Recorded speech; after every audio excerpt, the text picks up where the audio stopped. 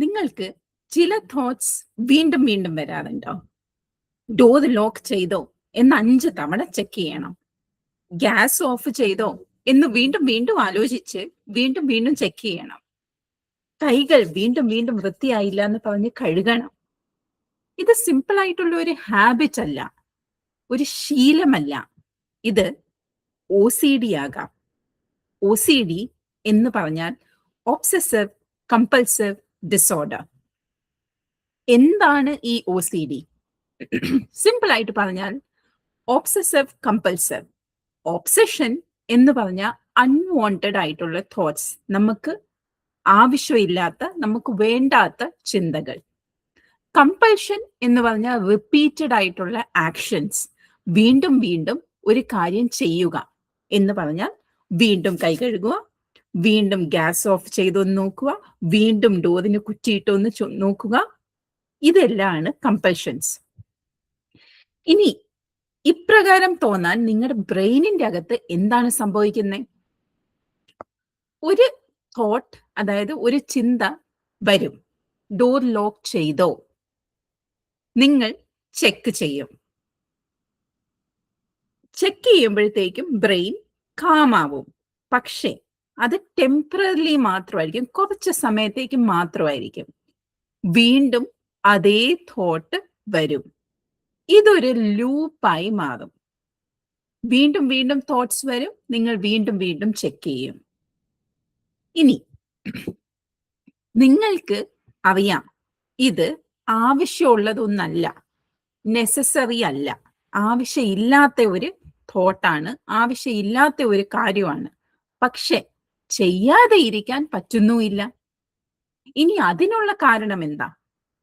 Brain anxiety reduce ചെയ്യാൻ വേണ്ടിയിട്ടാണ് ഈ കാര്യങ്ങൾ വീണ്ടും വീണ്ടും ചെയ്യുന്നത്. ഇത് ചെയ്യാതിരുന്നാൽ നമ്മുടെ ബ്രെയിനിന്റെ അകത്ത് ഭയങ്കര ആൻസൈറ്റി ആയിരിക്കും.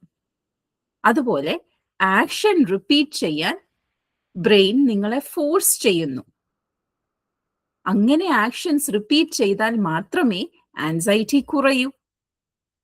ഇനി ഇതിന് ചില പ്രത്യേക ടൈപ്സ് ഉണ്ട്, ചില പ്രത്യേക തരങ്ങളുണ്ട്. ഇപ്പൊ ആദ്യം നമ്മൾ പറഞ്ഞതുപോലെ വീണ്ടും വീണ്ടും ചെക്ക് ചെയ്യുന്നത്, ഗ്യാസ് ഓഫ് ചെയ്തൊന്ന് ചെക്ക് ചെയ്യുക, ഡോർ ലോക്ക് ചെയ്തൊന്ന് ചെക്ക് ചെയ്യുക. അതുപോലെ ക്ലീനിങ്, അതൊരു പ്രത്യേകതരം ഒരു ടൈപ്പാണ്. അതിൽ നമ്മൾ നമ്മുടെ കൈകൾ വൃത്തിയായിട്ടില്ല, എത്ര കഴുകിയാലും വൃത്തിയായിട്ടില്ല എന്നുള്ള ചിന്തയാണ് നമുക്ക് വരുന്നത്. അതുകൊണ്ട് തന്നെ നമ്മൾ വീണ്ടും വീണ്ടും കൈകൾ കഴുകും.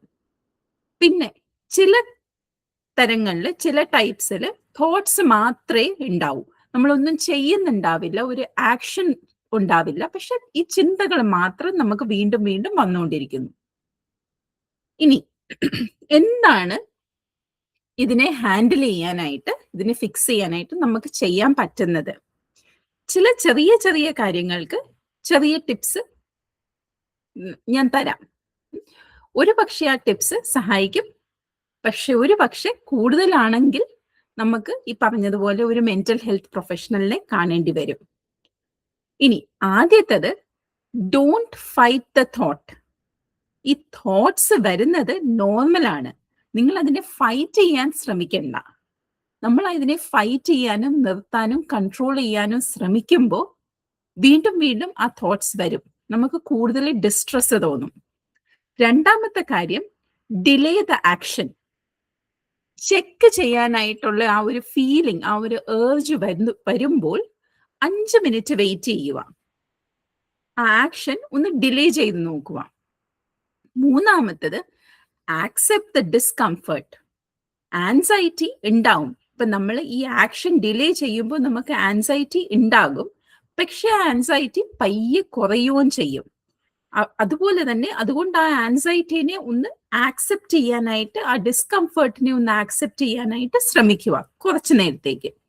ഇനി നാലാമത്തത്, ഏറ്റവും പ്രധാനപ്പെട്ടത്, സീക്ക് ഹെൽപ്പ്.